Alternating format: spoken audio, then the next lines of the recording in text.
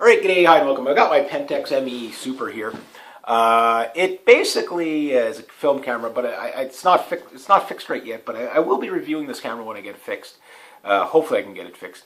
So we're going to talk about aperture today. What is the aperture? Well, rather than tell you, I'd rather show you. And this lens should be a good example lens to show you. This is a 75 to 150 millimeter lens, but most lenses have it on it. Older lenses, you'll see this ring. And there'll be a bunch of numbers on the ring. And you got, from this one, you got 3.8 to 22, which on most telephoto lenses is probably fairly normal. So what's going on? Hang on. Oh, yeah. You can't take a picture. You've got lens cap on. Okay. Hang on. Okay. So if we look through right there, that is at 3.8. Okay. So there we're at, we'll put it at 75 mil. At 3.8. Okay, now we're going to go all the way up to the 150 mil, and now it kind of moves in a little bit, not by much, to 5.6. So we'll go back to 75. So you can see it's like an iris. Now let's put it at 8 or 11. We'll go to 11. Okay, see it close down. Hopefully you guys can see it well. Close down in there. And then we'll go to 22, and it closes right down. So, getting too much reflection here. Anyway, you can see how it closes down. So when you open it up, there you go, close it down. And now when you do this, okay, usually what's going to happen is the picture will get sharper on the focus point.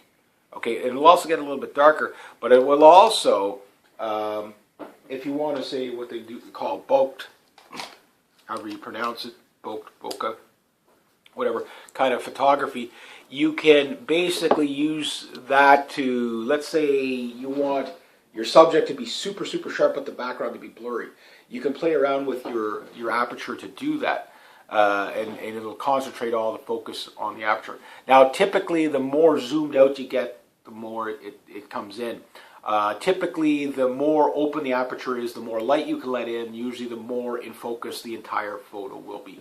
But rather than tell you about it, I'll show you, and you'll see how you can use it. So I'll be using the not this camera, but my Nikon D100 for the digital photos, and I'll show you each photo how it relates to the apertures, and you can get an idea how you're going to use this whenever you're out and about. And you can do some really cool effects if you've got a fully manual camera where you can play around with the aperture, because sometimes you can take the same photo with two different aperture settings and get two completely remarkably different photos. All right, so I'll show you that. Okay, so this is just the aperture without adjusting. This is 3.8. This is without adjusting the shutter. This is 5.6 without adjusting the shutter.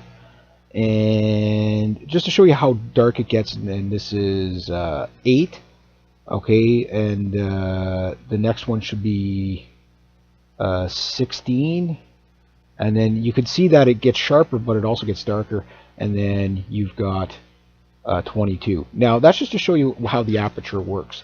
Now this is what happens when you adjust your shutter. So we're going to go back to 3.8. So look at the background. See, it's all blurry and boked out. I want you to keep an eye on the background. Now we're going to go to 5.6. Again, adjusting the shutter speed for proper exposure. Now we're going to go to 8. Again, you can see the background gets a little bit sharper each time, a little different depth of field. And then, of course, we're going to go to 16. You can see it gets really sharp in the background now. Here's coming up, was it 60, or sorry, sorry, that was 11, this is 16.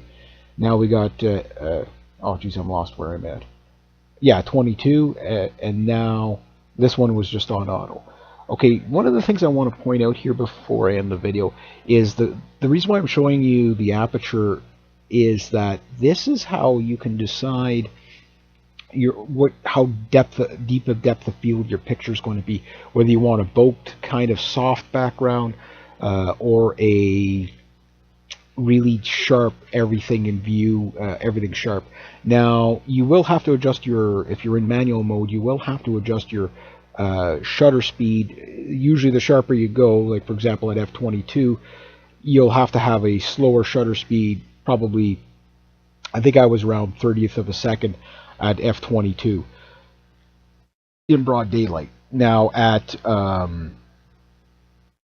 f3.8 or aperture f3.8, I think I was at like a 2,000th of a second, or 1/1200th of a second. I can't remember exactly what it was, but you will adjust your shutter with your aperture to get different lighting situations.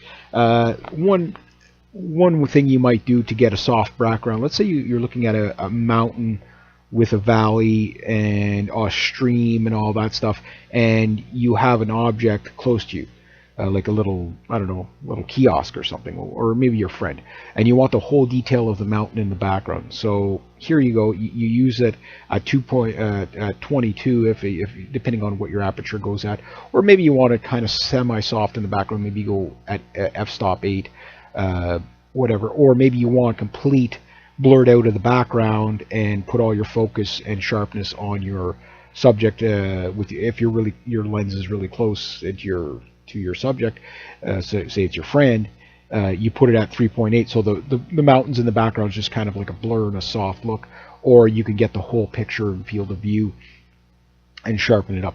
Now, how close your lens is to the subject will make a difference of how bulked the picture can be. That's a separate subject for a separate time.